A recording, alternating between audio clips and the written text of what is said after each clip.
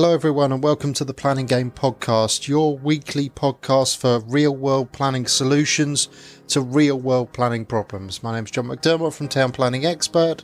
Let's get right into it.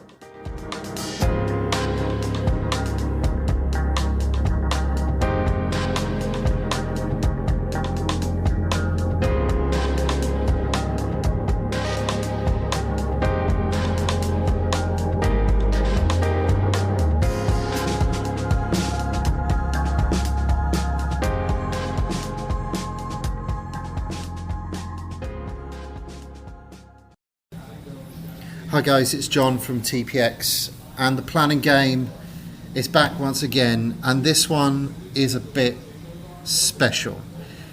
I'm joined this evening by Pieta Roux of Vision Property Developments.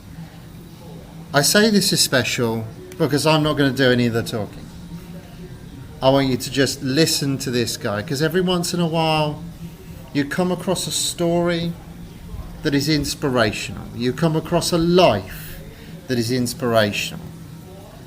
I'm not going to say any more. I'm going to hand you over to Pieta and just let him tell you his story. Over to you, mate. Hello, John. Thank you. It's a pleasure to be here. Right, so as you guys know, Pieta Roux. I am South African. Before you guess I'm Australian or New Zealand, please. I came to the UK about 10 years ago. So to explain to you how I got here, I suppose I must start at the beginning. I grew up in South Africa on a sheep farm. And then as I grew up, obviously finished the schooling. I was very, very fortunate where in school I did great at sports. So I showed talent pretty easily from an early age. I started at the age of 15 to play first team rugby union for my school. Because of that, I was fortunate enough to get a rugby bursary and to go and study and play semi-professional rugby at the Technikon, where I was studying to become a quantity surveyor and construction manager. So that was a 3-year course that I had to study for. While I was playing semi-professional rugby, that all went fine. I started getting involved with property, building big projects for large firms, being a QS on site and a site agent. And after my studies have completed, I worked my time back with the company as required, and then I moved to a neighboring country, Botswana, which I worked for an international company, doing projects like phases of hospitals and plazas, petrol stations, boarding schools, etc. Big projects. We had 300 people and more on site to manage subcontractors, etc., etc. I really found that very, very pleasing. I then came back to South Africa. At that stage I was married with 2 children, and I started a pub and a nightclub business with a friend, and I also started, which would be equivalent to English standards of a poundland, with another friend from school that I knew. Things started going south reasonably quickly from there, where I found my friend and business partner in the pub and nightclub business, ending up taking my family away from me as far as my wife and kids are concerned. My friend with the Poundland business, after 3 to 6 months, I discovered he was taking a lot of money from the business, stealing it basically. So I stopped that. And at that point in my life, my father passed away at the age of 49. He was, and I was still young. I was in my 20s. And that shook my world, because my dad and I were best friends. He was my soulmate. We were, very intense golf players. He taught me to play golf from the age of 12, and I became a pretty good 6 handicap golfer pretty quickly. So we toured all over South Africa and neighbouring countries playing golf tournaments for fun as dad and son. So I was very fortunate where I had an intensely close relationship with my father, where, if for the lack of a better word, he became my mentor. So needless to say, when I found out he passed away, my whole world basically broke apart. A week after that, my wife told me that she wants a divorce out of the blue. A week after that, I caught her with my friend. literally walking in on them. So that was, another big shock in a very short space of time. A week after that, you can't write it, can you? Then she told me she was pregnant with our third child. A week after that, she told me that she had a miscarriage. So, in a space of 4 weeks, my whole life changed drastically, or dramatically, if you want. It was very, very difficult for me to recover from that. I did a lot of reading, intensive reading, self-help, and you basically hit bottom and you've got to build yourself back up again. I then went to study further and I became a chartered physiotherapist. And I studied in Cape Town. That is a 5-year BSc honours degree, so obviously full-time only. So those 5 years I had to spend doing full-time study, going through loans, and obviously having been divorced, I had to pay maintenance. So that financially took a big toll on me, but it was a decision I took gladly. I then got involved with sport again, obviously being at university. I won the South African Open Golf Championship 7 times. Because of that, I was very, very lucky to be invited to the World Golf Championships in 2008. So in 2008, I went to Ireland, and that's where I won my first World Championship. And the tandem event was the British Open, which I also won, which was unbelievable. It was an awesome experience. I came over to the UK. I loved the way the people lived here, and I decided to make a move here. I came to the UK in 2009, and yes, I started my career here. While I was at university in South Africa finishing my physiotherapy degree, I also got involved with cricket, where eventually I played for my county side, and I was chosen to represent South Africa, and I also played in the World Cup in South Africa. So eventually I was asked to become the captain for the South African cricket team. So that was also an amazing experience. When I came to the UK, I had to start focusing obviously on my career as a physiotherapist. At that stage, I was married to my second wife, who was also South African, and basically coming to a new country is expensive, costly, etc.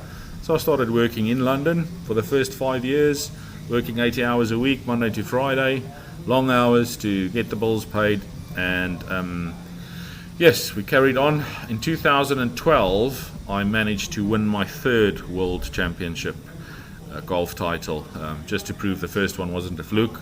I was fortunate enough to win it 3 times running. During these times, I've also, as I said, won the British Open several times. I've won the Italian Golf Open. I've won the Canadian Golf Open. I said several South African titles. So I was very, very fortunate where when I entered in sport, I reached the top position. So I was really, really fortunate to achieve that. In 2012, another bombshell dropped, and my wife told me that she wants a divorce. So we had to split up. She went back to South Africa, and I had to start all over again. In January of 2013, I moved away from London. Being a farm boy, I wanted to move into the rural country. So I moved to a lovely part of Yorkshire, and I fell on black ice in January. As I moved there, I went looking for some food, and I fell and broke my left shoulder. Obviously, I couldn't work. So that was a long and arduous process on trying to get my shoulder fixed. Obviously, you can't work with one arm being a physio. Conservative treatment was recommended to me, as 80% of my specific injuries get fixed conservatively. This was unfortunately not the case with me.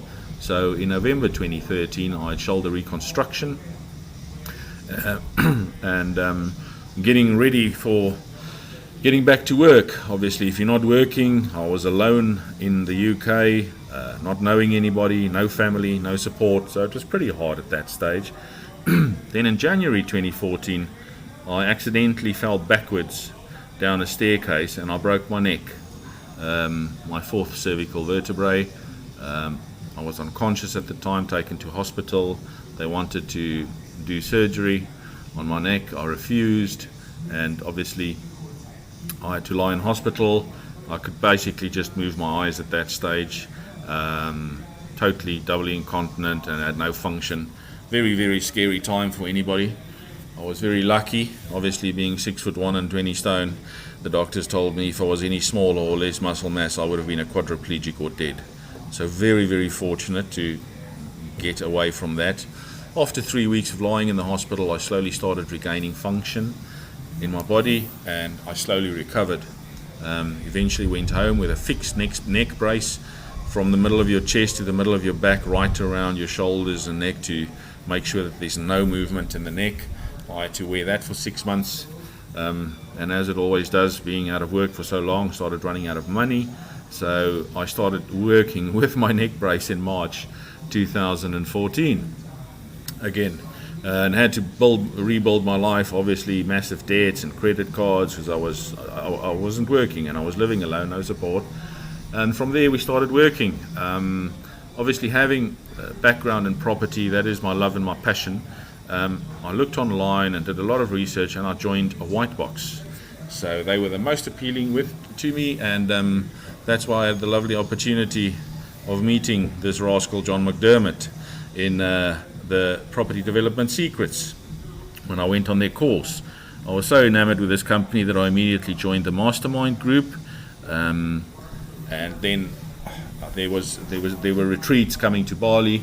I'm fortunate enough to sit here with John in Bali tonight, and coming on a retreat which has been absolutely mind-blowing.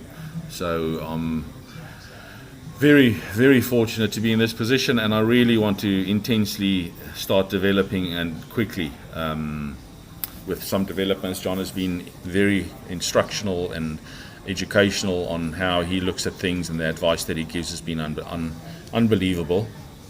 And I think what makes this story special for other people, or anybody can say, what does that mean really, is that I did all of this with 3% vision. At the age of 8 years of age, I started losing my sight, and nobody knew what was happening.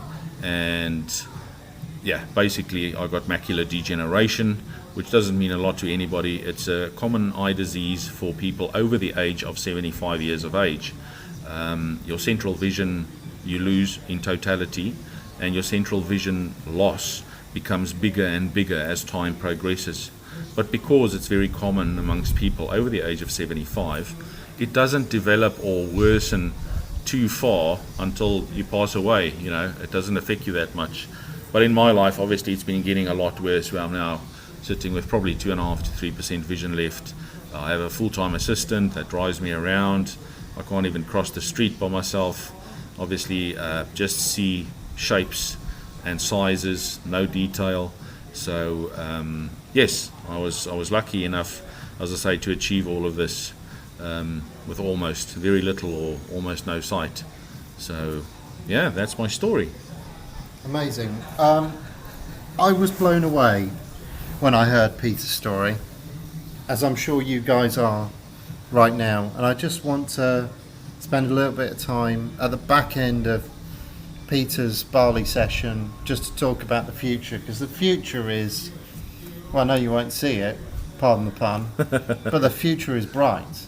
Yes. The future is exciting. So you suggested you're going to come and do the land and planning course, which I can't wait for. Mm-hmm. Yeah. Yes, me too.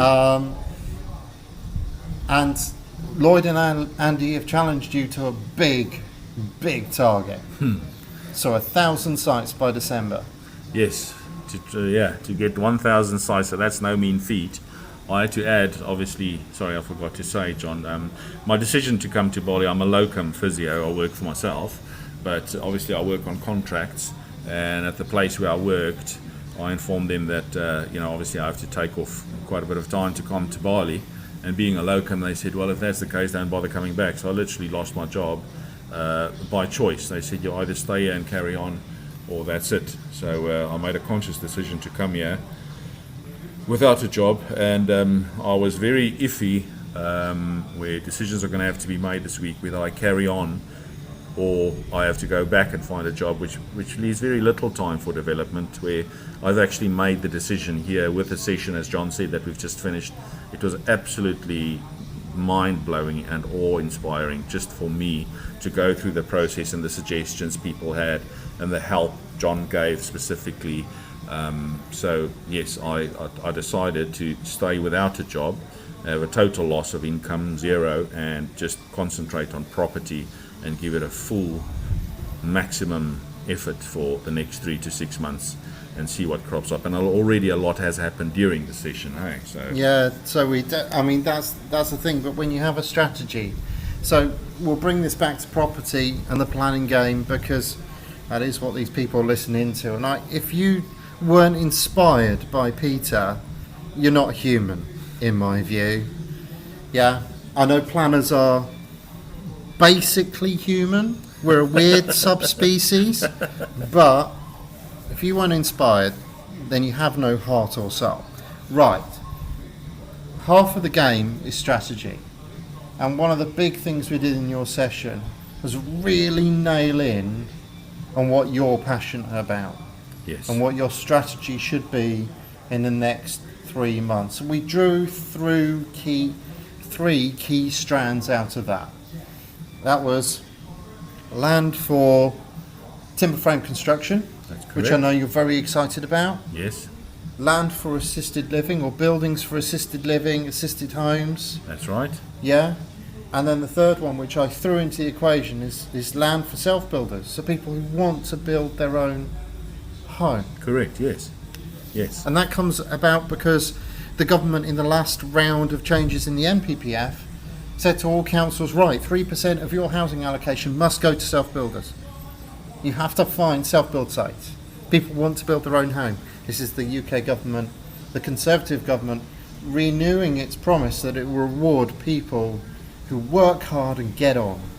Yeah? that's right. Yes, yes, So that, in setting those strategies up, we then went and had a look for some sites.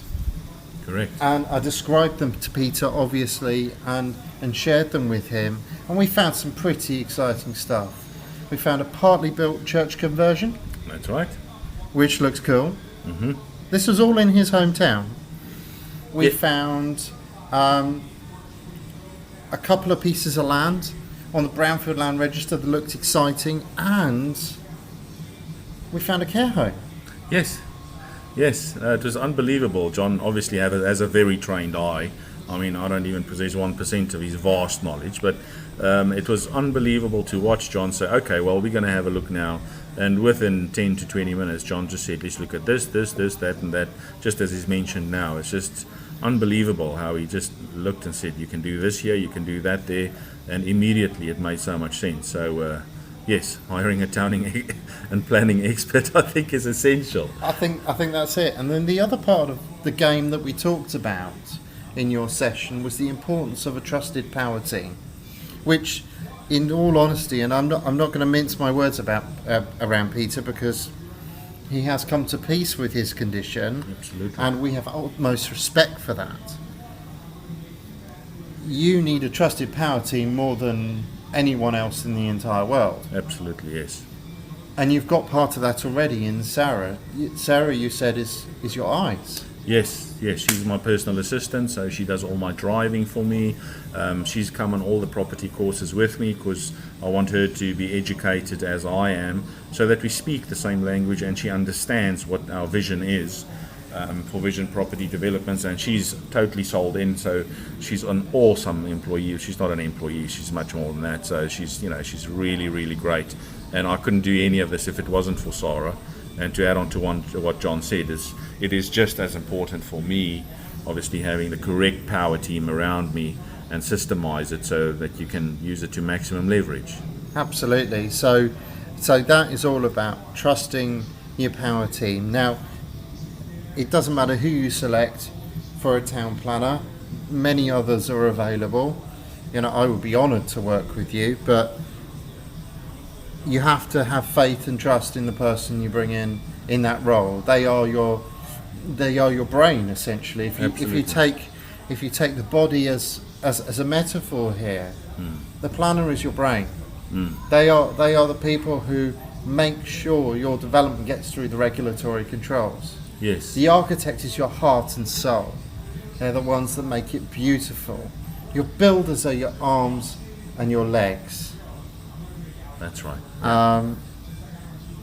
Your you effectively are the spine. You hold everything together. Without a spine, everything falls apart. That's Even right. in biology. That's And a great Sarah analogy. is your eyes. She is. She is. She is your eyes and your mouth. She is the one who expresses what you need to express in order to push your vision forward. I think, again, I'll say, if they aren't inspired by your story, then I don't know what's wrong with them. I know full well you're going to be talking to people about your story going forward. That's in your vision for the future. Yes. So, what's in the next year for Peter Leroux? Well, obviously, it's to get the system correct, to find the correct sites and find the correct deals. That's a great analogy that you just used there earlier, John, about the body. So I never understood, for instance, until I came on the planning and development course, property development. Sorry, I'm coming to the planning this November, but I never understood, even being a builder for 5 years, how essential a town planning expert is. And when you hear John McDermott speaking, I mean, he's absolutely unbelievable with his information and skill set. So, as John says, it is. I can't see how you can't do it without a town planning expert. It's just silly. But for me, at the moment, is to find sites, find the correct deals, put them in front of people, start making offers. But I'm so lucky to have access to John and obviously the White Box Group, where I'm involved with them, that I can ask the questions, because there's so many things in the beginning that you're just unsure of. And it's such a luxury, but I think it's essential that you can pick up the phone or you can write an email and say, I'm struggling with this step, how do I go forward? And it's a 1-minute reply. They'll tell you exactly step for step how to go forward. So this is really exciting times.